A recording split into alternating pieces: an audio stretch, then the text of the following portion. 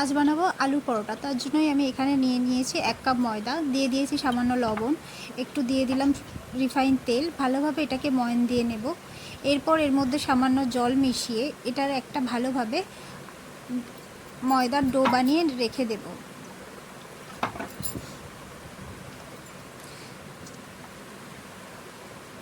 এটাকে যতটা পারবেন একটু নরম করেই মাখানোর চেষ্টা করবেন, তাহলে পরোটাগুলো যেগুলো হবে সেগুলো ভীষণ নরম তুলতুলে হবে। এখানে আমার এটা মাখানো হয়ে গেছে, তো আমি এটাকে এবারে বেশ কিছুক্ষণের জন্য ঢেকে রেখে দেব। অপরদিকে আমি একটা মশলা তৈরি করে নেব। কড়াইতে দিয়ে দিলাম সরষের তেল, তার মধ্যে দিয়ে দিলাম পেঁয়াজ কুচি, কাঁচা লঙ্কা কুচি, টমেটো, তার মধ্যে দিয়ে দিলাম সামান্য লবণ, গোলমরিচ গুঁড়ো। এর ওপরে আমি দিয়ে দিলাম আগে থেকে সিদ্ধ করে রাখা আলুগুলোকে। দেখবেন আলুটা যেটা স্ম্যাশ করবেন সেটার মধ্যে যেন কোনো রকম শক্ত কিছু ভাবেন আলুর ডালা না থেকে যায়। এর মধ্যে আরেকটু ম্যাগি মশলা দিয়ে দিয়েছি, এটাতে কিন্তু পরোটাটা খেতে বেশ ভালোই লাগে। তো এখানে আমার আলুটা পুরোপুরিভাবে রেডি হয়ে গেছে। এবার আমি আলুটাকে তুলে রেখে দেব।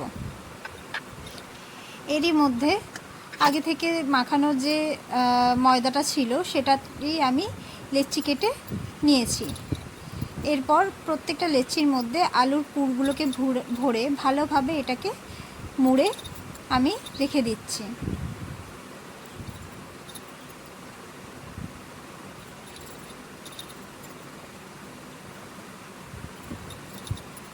এখানে আমার সবগুলো মধ্যেই প্রায় আলুর পুর ভরা হয়ে গেছে। এবার আমি এগুলোকে বেলে ভেজে নেব। পরোটাকে যখন বেলবেন আপনারা ময়দা দিয়ে বেলবেন, তেল দিয়ে বেলবেন না, তাহলে কিন্তু পুরটা বেরিয়ে গিয়ে ছিঁড়ে যাওয়ার ভয় থাকছে। সেখানে আমি পরপর পরোটাগুলোকে বেলে নিয়েছি আর অপর দিকে একটা করে পরোটা ভাজতে দিয়ে দিয়েছি। দেখুন পরোটাগুলো আমার মোটামুটি এখানে ভাজা হয়ে গেছে।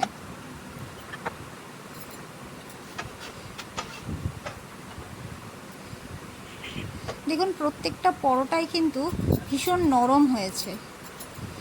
এভাবে করে আলুর পরোটা বানিয়ে দেখবেন, খেতে কিন্তু দারুণ লাগে।